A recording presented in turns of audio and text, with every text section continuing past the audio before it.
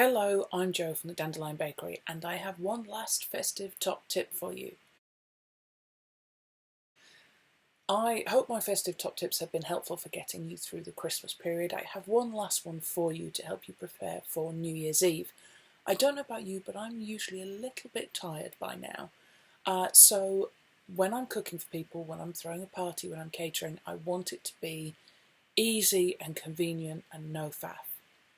My go-to New Year's Eve meal to feed people is a big old lasagna with a load of garlic bread and a big salad. It's great because I can prep it well in advance, day before if needs be. Do it today, make it today. Go make a big lasagna. Stop watching this, go make a big lasagna.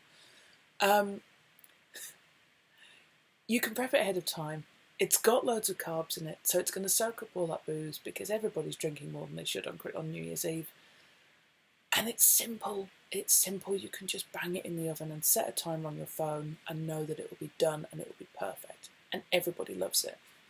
If you feel like it's too simple and you want to make it a bit fancier, then you can always, zhuzh it up a bit with some nice canapes to serve beforehand. So, things like mini mozzarella balls, little cherry plum tomato, leaf of basil on a cocktail stick, drizzle with some balsamic. Beautiful. Really easy to do, makes it a bit fancier.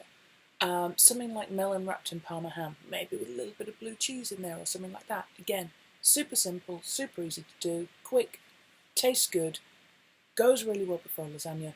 People will think you've made an effort. Bruschetta is one of the easiest things to make in the world. You can fancy these things up. But my top tip would be, if you're catering for a New Year's Eve party, go heavy on the carbs and make it as easy as possible for yourself. So something big that you can just bang in an oven and then serve to lots of people would be my top tip. Have a fabulous new year.